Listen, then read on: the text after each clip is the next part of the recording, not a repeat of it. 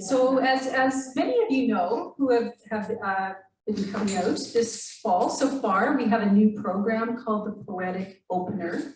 So we get to enjoy a little bit of time with a poet who might have read at our open mic or even been a feature in the past. But it's a chance to hear a few more of their poems, to savor those words. And our poetic opener tonight is Richard Osler.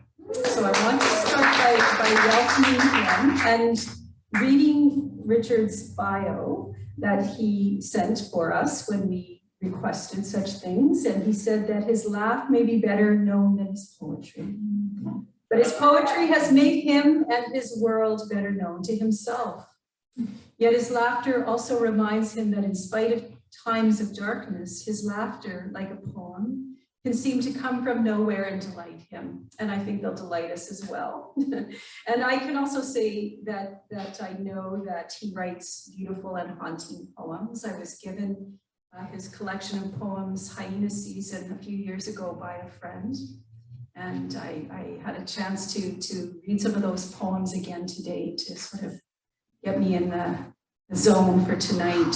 And also wanted to say just a little bit more about Richard, that his chapbook of short poems, Where the Water Lives, was published in 2012 by Leaf Press. His poems have appeared in many journals. In 2011, he was a finalist for the Malahat Open Seasons Awards in Poetry. And in 2015, he was longlisted for the Prism International Poetry Prize. So he may have more poems, new ones, and works, things in the work that he may tell us about. But right now we're going to welcome him and look forward to whatever he shares with us. Welcome.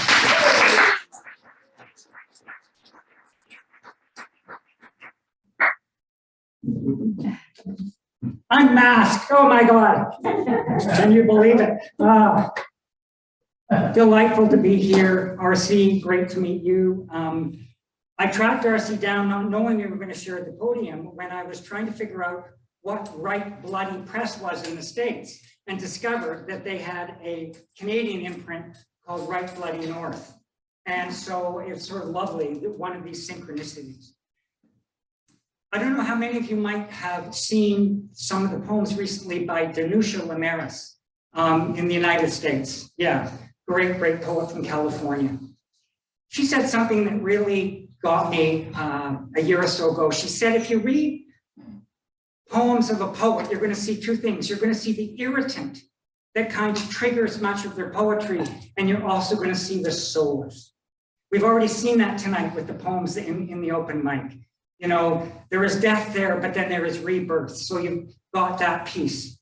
And I realized that one of the irritants for me is summed up by this extraordinary quote by the Holocaust survivor Primo Levi. Extraordinary writer. And Primo wrote this in his book, Moments of Reprieve.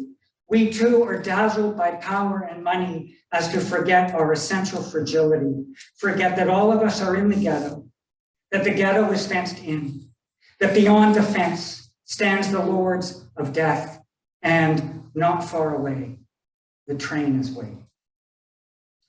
Now, not to be a bummer, but for me is, where do I get the solace? Faced with that, what do I do? And what I realize is, well, right now I'm here and I'm alive and I get to enjoy this day. And I go on in spite of.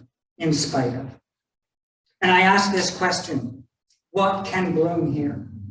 Today, this flower light in a country of darkness, this white penstemen, loud voiced, a clamor of shine out and shut out, a hallelujah in a time gone dark.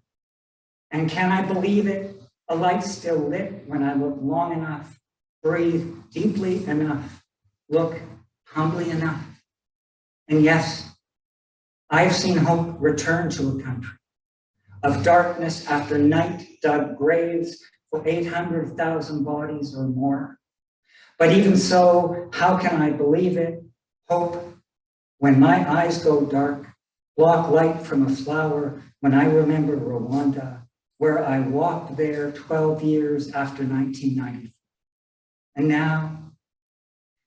now, when I imagine children, the hard pull of their unmarked graves, my hard wish for nothing to be placed there, no cut flowers, no candled light, only a necessary emptiness for buried speech and nameless bodies as I mouth, as I cry out some of the names: Kamloops, Fort Providence, Dunbo, Mariavelle, and closer, Penelakut Island, a short boat ride away. And I wish flower light from a blossom could be all I need for hope, could be enough. And so I pray in spite of, and I hope in spite of, because somewhere today I saw inside a blossom light brighten there. Because today I saw inside a blossom light brighten there. And that's my soul. Huge thanks to Zoe Dickinson and Leanne Boschman for running Planet Earth now in its 27th year. Unbelievable. And this remarkable reading series, which is the one I have read most at in my life. I'm so grateful for this, and to be here tonight is such a treat. And also a huge shout out to Daniel Scott, the Director Emeritus, or whatever we say, but a huge force with Leanne and Zoe in the Poets Caravan. Have some of you seen the Poets Caravan videos? And some of you have been in them. Is this true? Yes, so privileged to be in there. And I wanted to share this poem from where I live in the Cowichan Valley. It's a villanelle, and you will likely hear the echoes of Elizabeth Bishop, the great Canadian, but mainly American, Brazilian writer, some consider one of the great writers of the 20th century, and echoes from her great villanelle, One Art. My home in the Cowichan Valley of Villanelle, I realized the landscape doesn't belong to you, and what you think of as a home doesn't belong to you. What you do is own the memory. That's an epigraph by the actor Gabriel Byrne.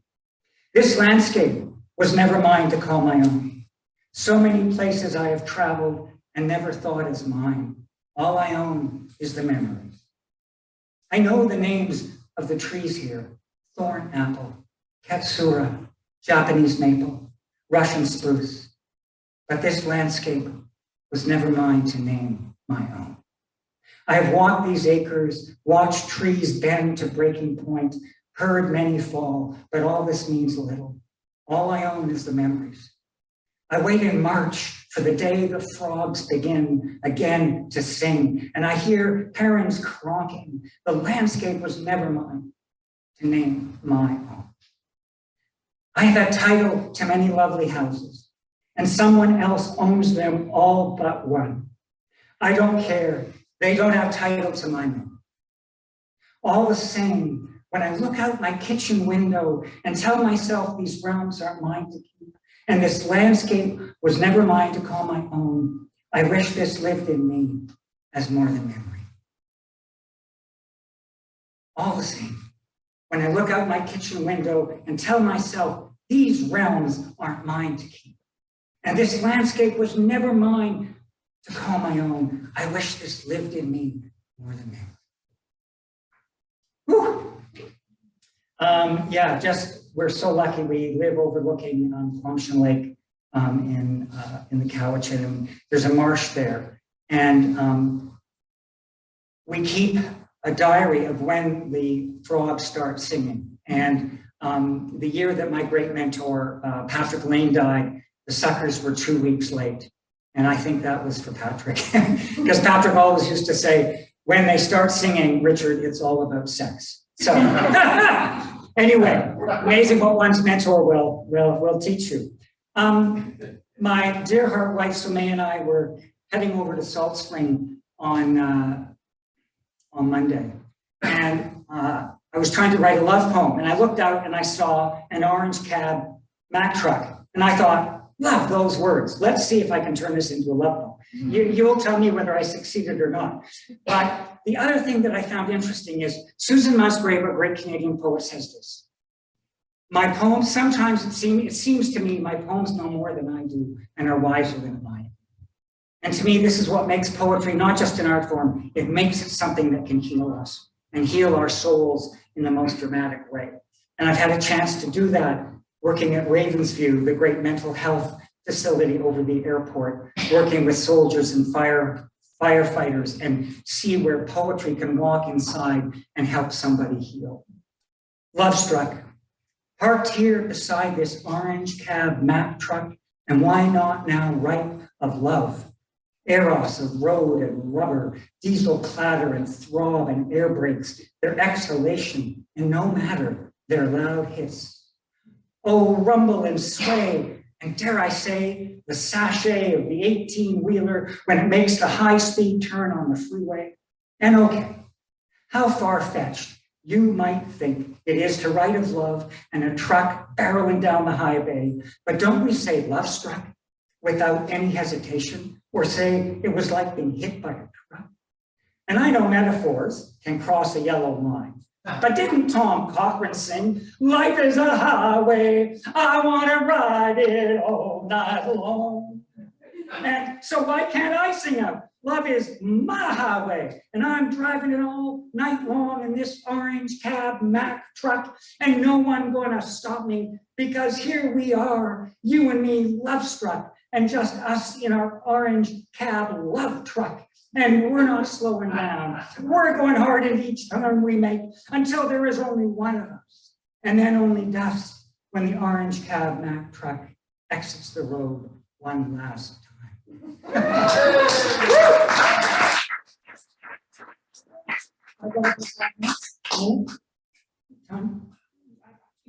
A few, okay. What I love, Robert Frost said, no surprise for the writer, no surprise for the reader. And what I love about my poems is that I rarely know where they're going. And I rarely, if it's a good poem, it'll go somewhere. I just have no idea. And this is what I love about this act of writing. And this poem has an epigraph by the great Stephen Dunn, who died this last June, great American writer. Does that ring a bell for people? Oh, Stephen.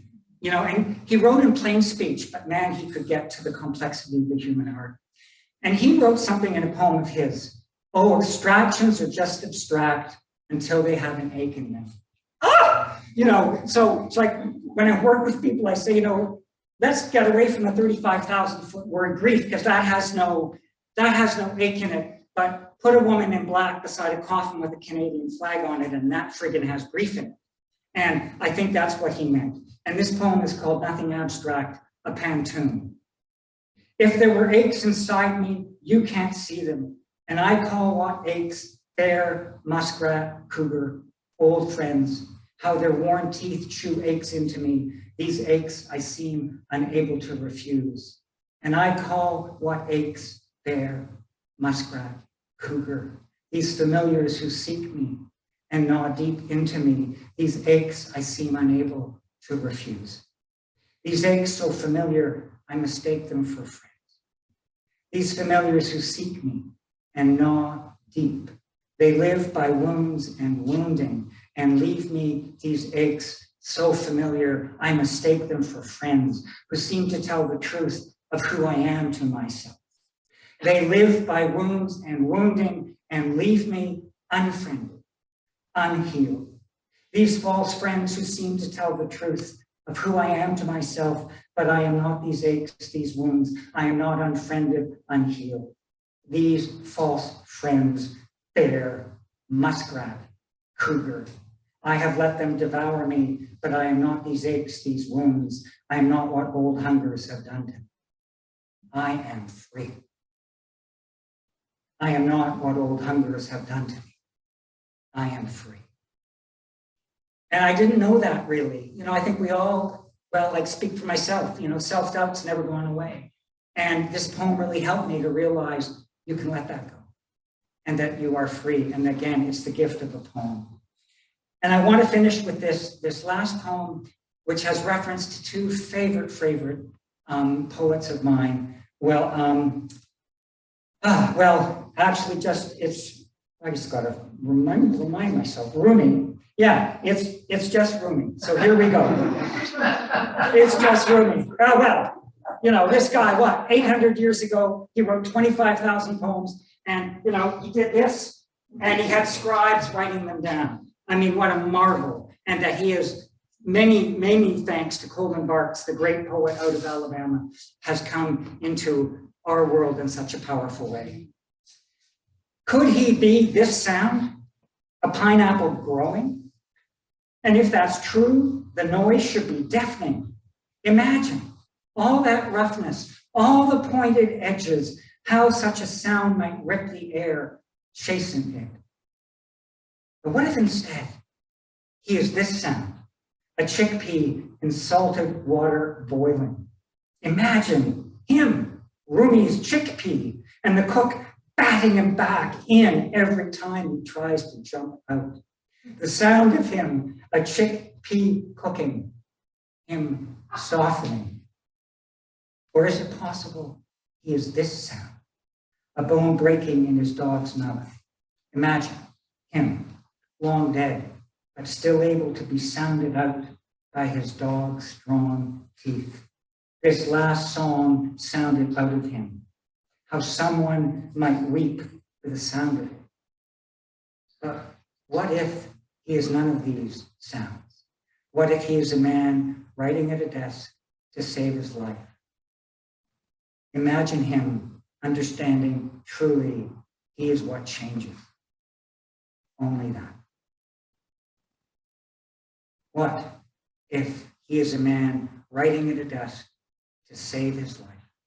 Imagine him understanding truly he is what changes. Only that.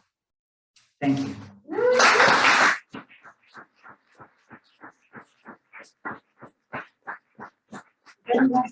I have a few copies of my book that launched here 5 years ago, almost to the day.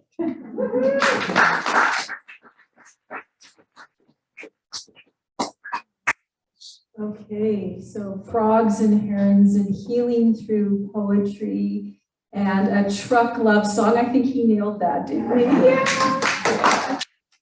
He shared with us your dancing the words the way you did that. Thank you, Richard. I hope you'll come down the Malahat again sometime soon. We will. Okay, good. Okay, well, it's time now for us to welcome R.C. Wislowski, who's come over from Vancouver. Yeah. Bit about him here in 2021. He is the winner of the Zacchaeus Jackson Nice Memorial Award and in 2016 Sherry D. Wilson Golden Beret Award. He's been co-host of the radio program Wax Poetic on Co-op Radio for 20 years and is the artistic director for Hullabaloo, the BC Youth Spoken Word Festival. RC's first collection of poetry, My Soft Response to the Wars, is available now from Right Bloody North Publishing. That's right. And I also want to say how much in the before times I enjoyed Mashed Poetics. I think he's, there's a genius behind that. It combines poetry and music. I attended the Shania Twain night, and poets waxed eloquently, riffing on her songs. We danced, we sang, we savored the poetry. It was so much fun. And it's my great pleasure to welcome R.C. Wislowski to be with us tonight.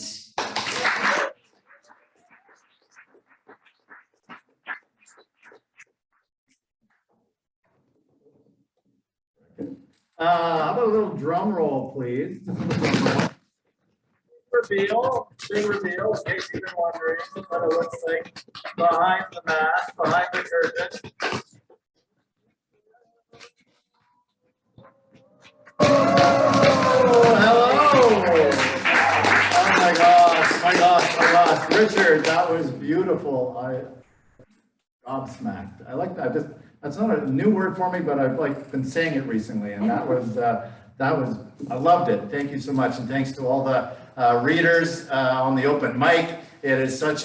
I'm hyper again because it's like a live audience and real people and not just Zooming. And hello those who are watching on Zoom, and thanks to Leanne and Zoe for organizing this. And what I am enjoying at this part of being able to perform at the end is that I'm going to try and have some echoes of things that were said, and I'll say echo like that a little bit more because it's not fun. Echo, it's all echo and you echo. Echo, echo, echo, echo, echo, echo, echo, echo, echo.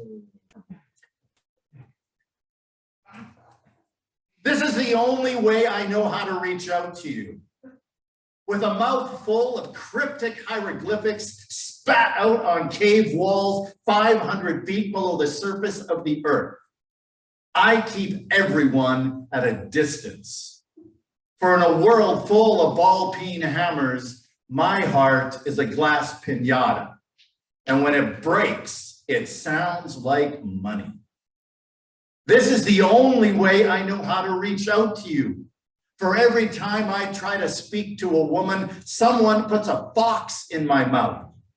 I become that soft moment of silence inside your breast pocket that weeps like an executioner whenever you dream of xylophone.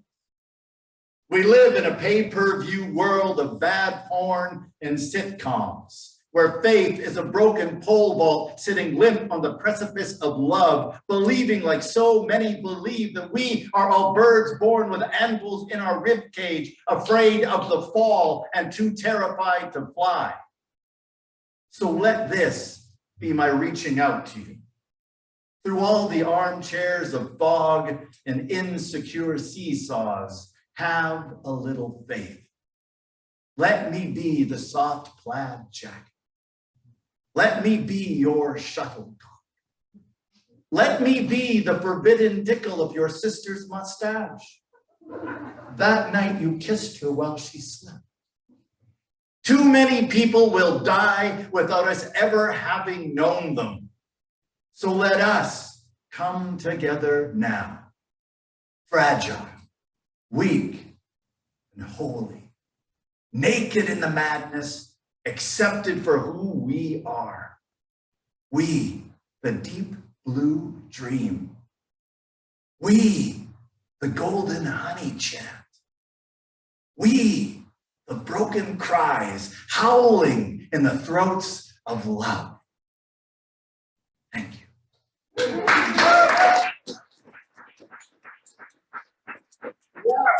There's some depth, and Richard, you're talking about grief, and grief's one of those big words that doesn't contain it all. But this is a poem about grief, or through grief, or something. Grief's there. I had a dream. Also, yes, thank you for not going to see Dune tonight, and go see it another night. That's sure. Apparently, it's good.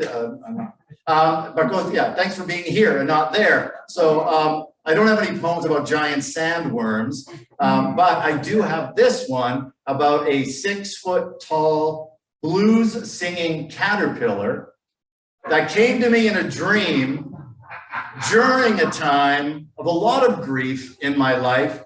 And I think my subconscious was giving me a way to articulate it all. And it's called Sad Little Caterpillar. I'm a sad little caterpillar. I don't want to grow. I want to deny the prophecy, ignore my destiny. I just want to stay fuzzy, wrinkly, and old. Just like Jimmy Patterson, Canada's oldest billionaire. He'll probably have me assassinated for saying this shit. Even though I went to Expo 86 and I saw Metallica there. No, wait, that was James Brown. How could anyone mix them up? I'm a sad little caterpillar. I've got lifetimes of grief inside me. too much grief to show. I don't know who I'd be if I was free from all this sorrow. Besides, no one likes you when you're free. Just look at OJ. I'm a sad little caterpillar. I don't want to be a part of the military-industrial complex, or the royal family, or a racially motivated injustice system. I just want to sit around eating spinach with my good friend Pew Pie. That's a caterpillar joke. I'm a sad little caterpillar, inching towards the future.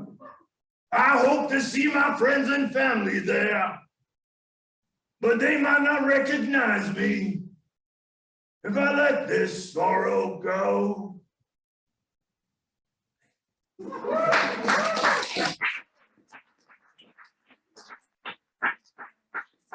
trying to remember what I was thinking of doing. I wrote it all down at the back of it. This one, here we go. Yes, those. Oh yeah, so let's do this one. So yeah, I'm primarily a spoken word poet, and it's been neat. I've been doing an online world tour. So this is only the second live show in front of real people in person. I mean, the Zoom shows have been in front of real people around the world. And I've managed to do it, like a show in Paris, a show in Toronto, and I've been in Singapore, and parts of the US, Atlanta and San Jose and Canada and stuff. So it's been great to have the Zoom, and some people are watching in Seattle, and hi Greg. And so it's been great to embrace this technology. And it's just weird though also to have a book. Like I got an actual real book, and it's taking a while for me to adjust to that, because primarily it's just everything has just been, speaking aloud, part of the oral tradition, that's where we started with all this stuff. But I'm kind of liking reading from the book too. And part of it is because I get to have an epigraph at the front of it. And it's like, I don't usually, so I have one. And I was like, wow, okay. But to me, that's a big deal. That's kind of neat. I know it's like, well, whatever, it's in every poetry book. Everyone does it. But I've got one. And so this is from the playwright, William Saroyan. And it's called, and the epigraph is, in the time of your life, live, so that in that wondrous time, you shall not add to the misery and sorrow of the world, but shall smile to the infinite delight and mystery of it. This is the poem I have in this book called That Night. That night, reckless as a cockfight, after the 7th game of the Stanley Cup final, you caused a riot by trying to sleep with your lover's best friend. You, too immature and damaged to break up with integrity, became a Molotov cocktail tossed into the abandoned warehouse of your heart, where guilt and shame had been squatting for years. That night, ruthless as a bayonet, your father lay dying in your arms, a heart attack splitting your universe open, creating a black hole where a burning star had once been. Your brother watching, your mother screaming, you trying to breathe life back into his lungs, the taste of Chinese food still in his mouth, a prayer you'd forgotten the words to. He was gone the instant you saw his pupils turn milky and opaque.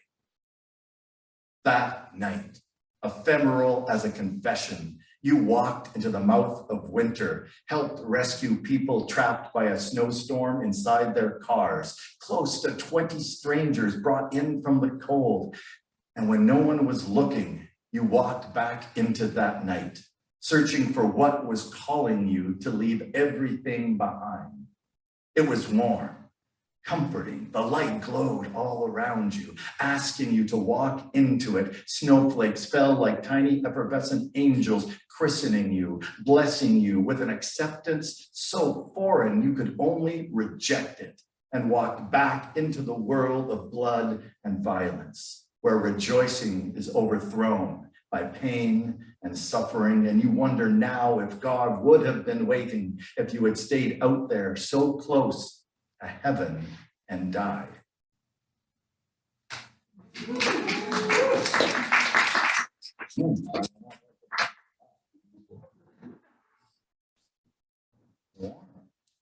People in the street, well, it's probably a good time to read this one if the door opened, because you know it's COVID's happening. We're in the middle of a pandemic and all that stuff, which you probably already know. Bye, Jeremy. Hopefully he's gonna put some stuff in his meter for his car or something.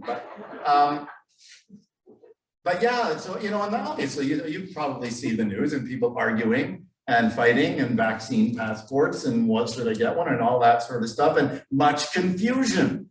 Much confusion. So I thought I would provide answers. Why not? I'm a poet. I'll provide answers. And so in case you're still wondering what the hell we're going to do, what's happening, how do we relate to each other, it's like this. I think it's a good idea to wear a turnip on my head. It keeps me safe from double standards and tearaway leather pants. Plus, wearing a turnip on my head helps make me feel sleazy. You think it's a bad idea to wear a turnip on your head. You're tired of being ephemeral. You don't want anyone telling you what to do. Plus, turnip farmers are controlled by Bill Gates' left nipple, the one he feeds to turnips in an underground bunker in Sacramento. You probably think I've been brainwashed by a monkey. I think you're a mass murderer that wants to see my grandmother explode. You say you don't believe in explosives. I say I don't believe in popping your peas. You say you'll never wear a turnip on your head, but you'll brush your teeth with dishwasher soap and tell everyone else that their pants are full of quicksand. As an act of good faith, I replaced my turnip with your diatribe and a box of dead shoelaces. The next morning, I end up puking cardigans at a bus stop while a gorilla plays tate ball with my waffle. I take my motorcade and immolate your humpback. You chalk snort my daisies and spit on my owl. I get drunk on ivermectin tequila and curse the wolves in your pantry. You brandish my hangover with a patch smear and ask, why were we fighting in the first place? Who knows? It doesn't matter. What matters is that we hate each other and buy shares in corporate turnip stocks. Someone's got to get rich from all this bullshit.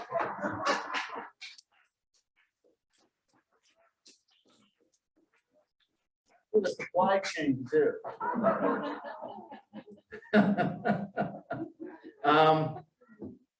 Richard, when you were doing your poems, again, the echo thing, I thought of, I'll do the title piece of this.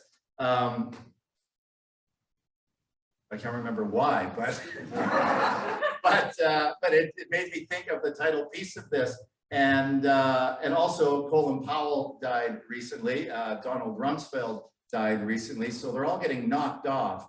The ones who were the architects for the Iraq invasion in 2003, and initially the title of this poem was written in response to that illegal invasion by the war criminals George Bush and Donald Rumsfeld and Dick Cheney and Colin Powell and Blair and Tony Blair and the others who joined in with that. And then it became an umbrella idea for the whole book, the different wars that we go through and our responses to it. And this was my soft response to that action, because I figured the usual things don't work. We need a new paradigm in response to these things. I feel like the governments and businesses and corporations have an action plan of we'll include protest as part of our losing a little bit of money.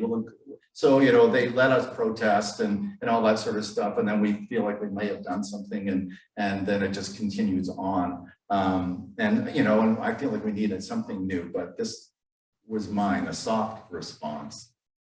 I will embrace the sausage makers. I will massage a pommel horse. I will prove to elevators that they're lonely and convince them to quit giving birth.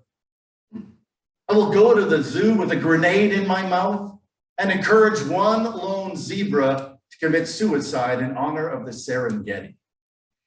I will lead parades of beauty through the sewers of despair.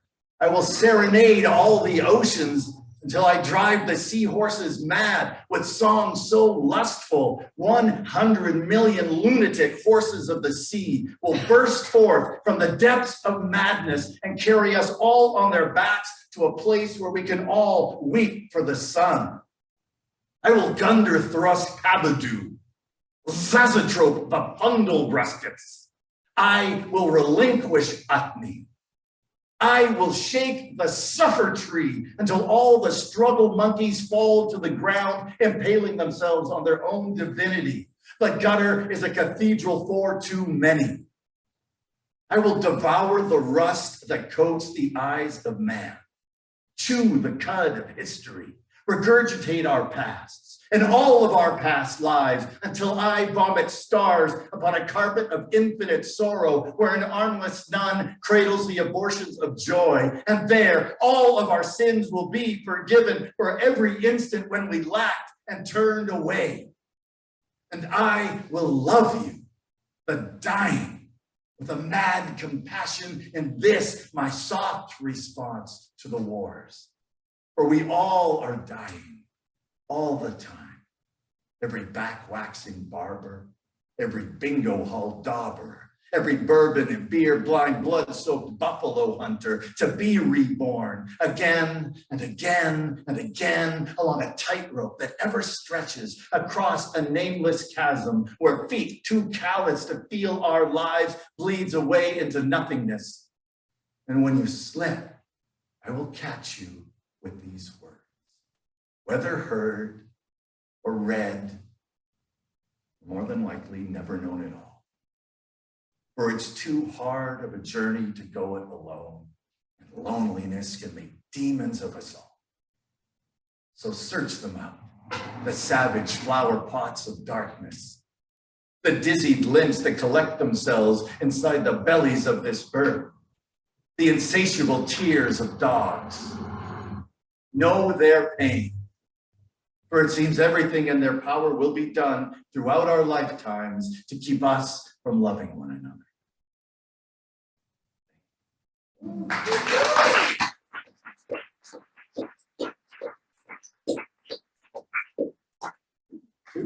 Okay, I will do two more.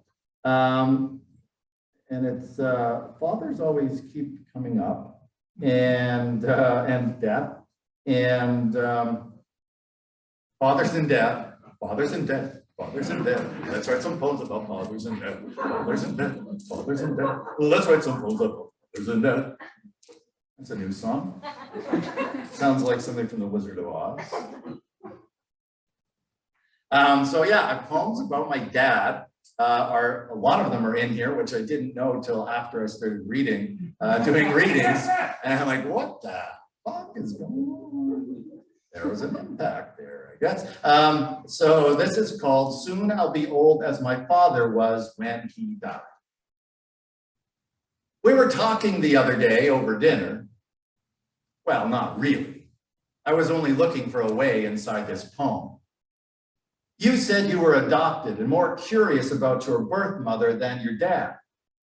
And you felt guilty because your parents, the ones who raised you, were magnificent people, loving and generous. They took you in after all, showed you more love than you felt you deserved. But now you're more like a fish on a hook, attached to a bloodline that's begun reeling you in. I said I never knew my father either, and he was around all the time. I probably know him better now dead than when he was alive. Everybody loves everybody, but many don't know how to show it, or worse yet, how to receive it. Condition upon condition is laid out upon a walk of shame until we become bank robbers and blackmailers attempting to steal what was refused when it was given. I like driving this highway at night, the one he helped build. It's gotten busier over the years, though, families interloping on my solitude. But once in a while, if the hour is right, I'll be the one traveling for miles, Otis Redding on the stereo's tinny little speakers, crying out in the night, try a little tender.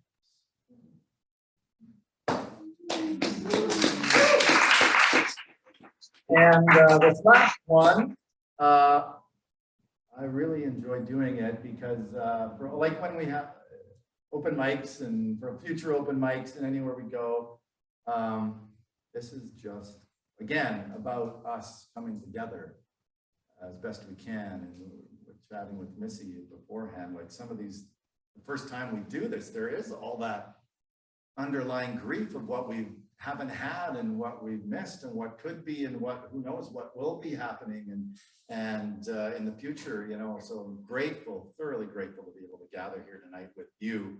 And so this is for you and anybody listening in from wherever you are. This is one of the poems in here. My softly sponsored awards, they're over there if you want to get one afterwards. They're $20. This is called Sparks. Microphone. What? Microphone. Naked on a stage. Think of it as a 21st century campfire. And all of us are sparks, waiting to be unhusked, like incandescent haulers, moving faster than the speed of profound. So let's breathe hot breath upon these embers. Let's kill loneliness together, shine a light on one another so we might recognize ourselves on the other side of the shimmering flume. Tell us of your arthritic rosary and your shattered kneecaps full of prayer. Sing us your dirty tantrum, your dance hall love song. Tell us the names of the places spoken in their mother tongues. The names of the places more than 10,000 years old. The names that wrestle English into submission and redraw the maps made by colonialism. Teach us the history of the people in the photos on your refrigerator doors. That 50th birthday party. And the friends who are in there that aren't around anymore. That Bowen Island MDMA experiment. Your auntie's mud wrestling championship. And that one right there. Of your 4-year-old niece moping in a garden full of bloom. I want to hear about the first day you started loving yourself and the next day when you didn't stop. I really need to know how you lost all your teeth and why you still believe in that conspiracy of pajamas. Teach us the fable of the coughing dog and the story of the one-eyed bat that lives in your heart and protects the bug-eating children of your trailer park. Because I swear to whatever mast that you pray to, with each breath that is taken, with each word that is spoken, we push back against the assimilation machine. We push back against the prefab, bleached out, white bread, blue-eyed god of monoculture. We push back against the shroud. And yeah, I'm in it for me as much as I want it for you, maybe even more so. I mean, I'm getting older. I might die soon. I mean, really, you never know. You really never know. And I've got a lot of regrets, but being here with you, being as human as possible, isn't one of them. If I could, I would have come to this national park of communion a hell of a lot sooner. I would have warmed my heart on your fire years before.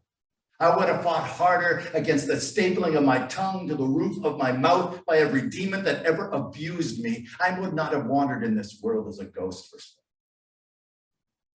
But the past is the past.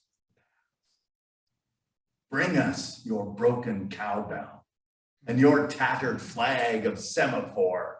This is a rescue mission.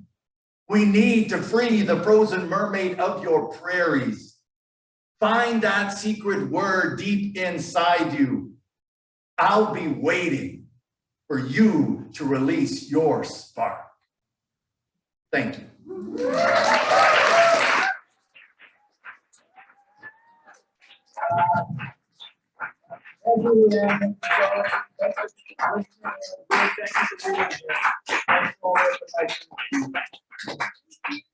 Wislowski. energy and for this invigorating, I'm going to say, just thank you for invigorating our pushing back. I love how you describe what we do here.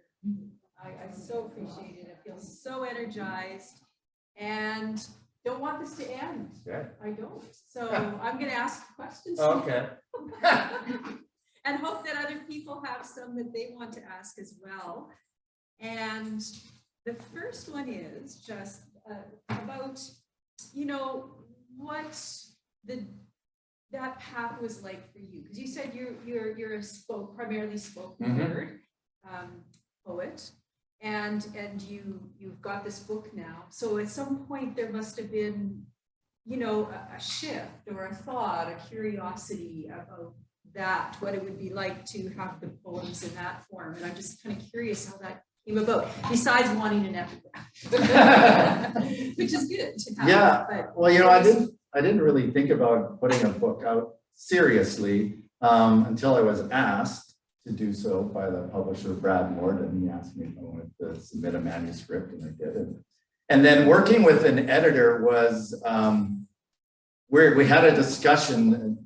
I didn't know what that process was going to be like, and how it would work, and were the poems going to be changed drastically from like the way I would present them, like at a reading or at a slam or something like that. And he didn't know you should edit them either, whether it was to take them from being performance pieces and making them just for the page. And so we had a conversation about that and figure, you know, and it was like, well, you know, and he was like, you know, you can do whatever you want with the book. And I was like, oh, okay, cool. And so we were figuring that sort of thing out. And then after I talked to him, it felt like working with him was how I would work with a director if I was in a play. And so it's kind of the same sort of thing. We'll come with an idea, let's shape that idea. Do you want that idea still in the play at the end of the thing, or in the book at the end of the thing? So once I kind of figured out what the relationship with an editor was going to be like, then it was like, okay, here's just some poems, and we took stuff out and we put stuff in, a new one, and changed the thing here and there. And it became fun then, because once I figured out, because Stuart Ross was the main editor for the book, and he's fairly well established, and I was, I guess, maybe a little insecure and, you know, about it and putting it in that kind of form. And so once we talked, it's much better. Yeah. Okay, thanks. Okay, just one more from me. And I know that sometimes I've sensed this polarization, or people wanting to make a very crisp distinction between page poets and spoken word poets, and getting a little hung up on that. How do you approach that? I don't get it. I try not to get hung up on it. I really don't. I mean, I get that distinction, what people say, and I think it's ridiculous. It's just another thing to keep us apart. And so why not just they were poets or writers, or, you know, that articulators of some sort, you know, and yeah. Because that's one of the reasons that I do the Mashed Poetics. It's the show where we pick a music album, get poets, and to write new poems based on the songs. And I consciously made the decision to choose not just people from the slam community or performance poets, and choose solo page and stage performers to come together so they could be in a show together and see each other and meet each other, and not have this division that, you know, still exists somewhere, and, you know, try to eliminate it or reduce it anyway. Thank you for doing that. I think there's a question in the audience. I don't have a question. No? All right. I just have a very emphatic statement. And that is that I feel very showed up for, like tonight. It was really, but like the presence that you brought, it's like.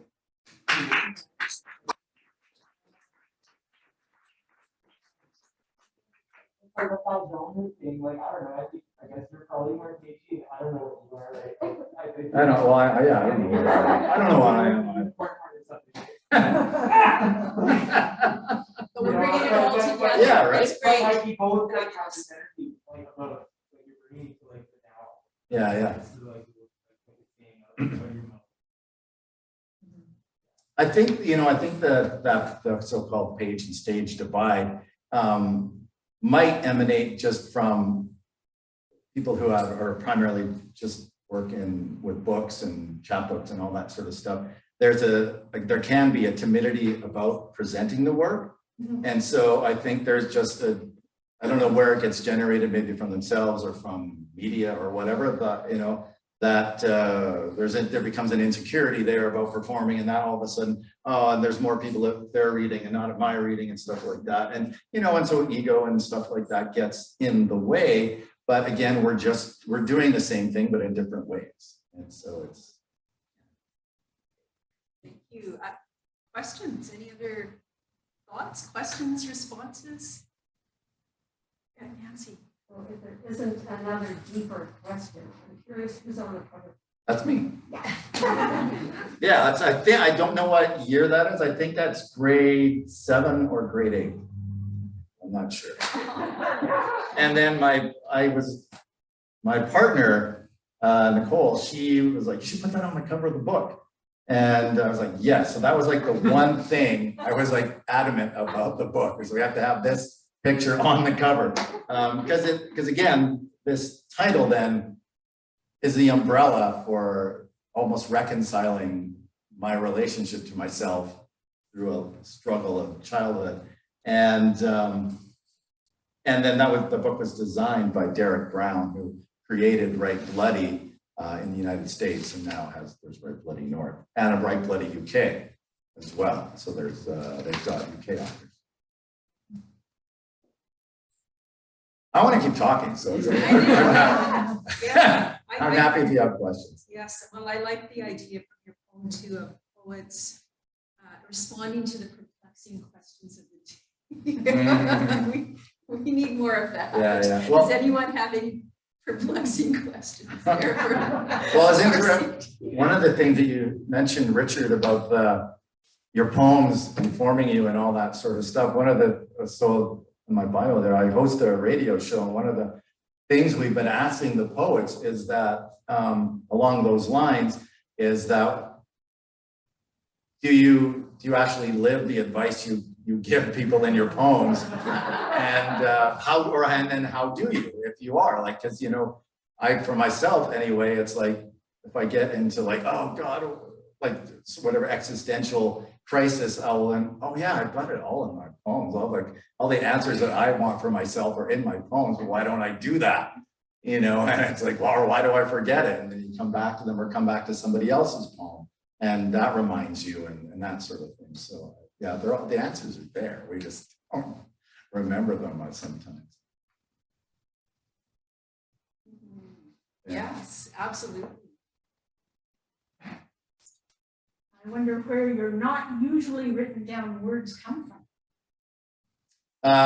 Primarily the subconscious. I think get a lot from dreams, like that caterpillar. Well, there was just a dream I had. I woke up and I had it, and it was there, and that kind of thing. And there's another one, a longer one in here called "Follow Your Dreams," and it's just all dreams that it was kind of a play on the motivational speaker thing, you know, like, hey, go out and follow your dreams. And well, what if your dreams are like really bad?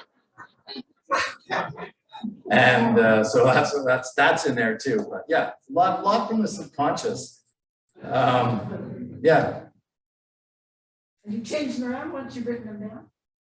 And performance, yeah. They don't. That was the hardest thing, is like, because it's like it feels finalized, but actually these are second printings now. We went through a first printing, and I went in and changed some stuff, because I said, can I change some of the stuff in there, like just the layout and stuff from other books that I had read? Oh, I like that stuff. So they said, yeah, go for it. So so I think so. And then like I think it was Walt Whitman that did like Leaves of Grass like 20 times or something like that. So different versions of it. So it's like, well, fuck if he can. I will.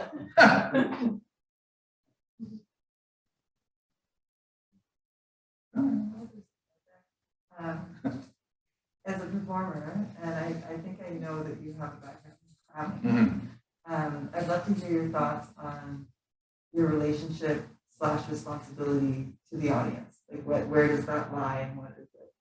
You know, when you're up there performing, like, do you feel, what is that relationship, and is there a responsibility there? How do you feel about that statement? Well, I guess, can you clarify what you mean by responsibility? Well, yeah, just like, is there there is like a striving, like there is a striving as a performer to be understood, right? If you're trying to transmit a message. Is there, yeah, like it's more about the relationship. What is that relationship and how does it change? Well, I think the thing that I've tried to do, and this, yeah, so I've studied clown quite a bit over the years. And what I like to do in performance, and this is kind of keep in mind, is that the audience and I are equal participants in the creation of the event that's taking place. I'm not, I mean, I may be the one that we're looking at or listening to, but I'm not doing this by myself. You're here. You are actually living and breathing and part of it. You're not like, you know, just an instrument that's playing in the background. You're actually, every breath that you're breathing is a part of every breath that I'm taking in and exhaling. It's happening. Whether we acknowledge it or not, doesn't matter. It's taking place.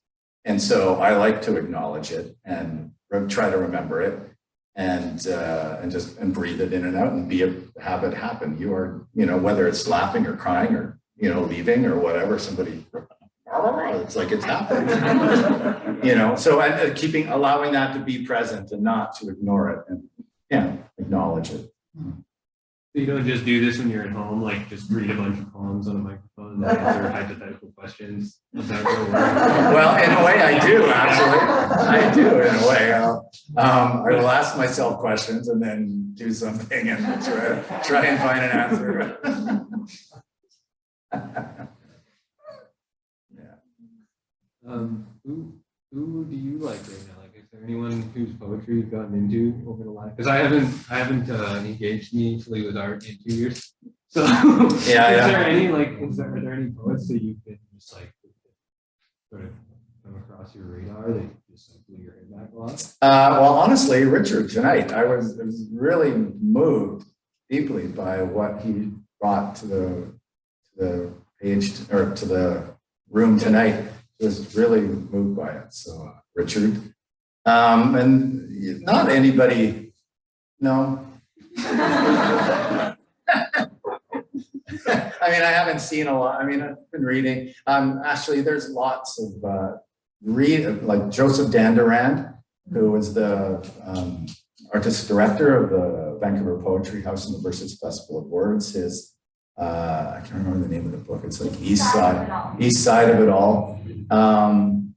Yeah, that was great. And Stephen Collis has a really cool book out that just got nominated for the Governor General Award.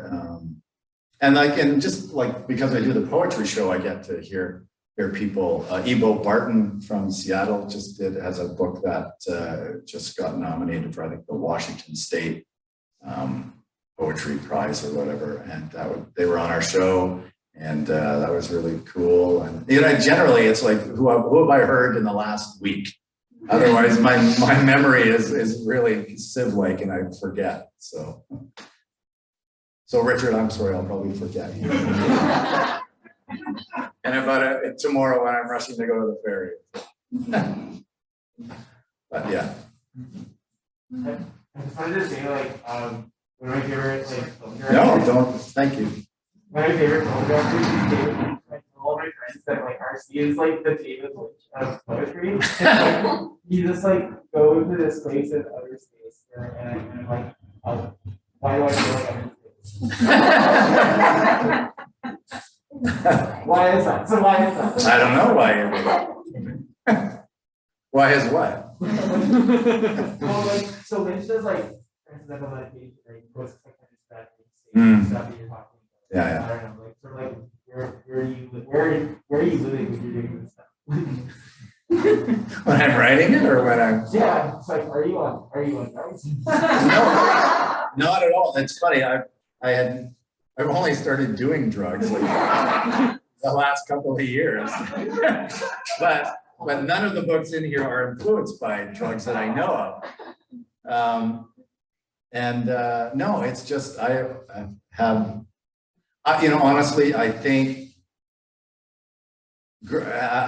history of childhood trauma, I think made me deeply like go inside my head a lot. So I was always inside my head or a lot inside my head when I was young. And so I would, you know, maybe create those spaces, you know, writing and reading and listening to music and stuff. And so maybe that it's, and I think there's a history of mental illness in my family. And I think some of the stuff is word salad-y. And so like there's a history of schizophrenia in my family, and I don't have that, but I think there's parts of it that I do. And I think that's where, like with linguistically, I think my brain goes that way when like if I write in a regular sentence, it can feel okay, but it doesn't feel authentic, if that makes sense. And then if I do it in like the weird words that I use, it feels more like me talking or my head thinking anyway. So maybe.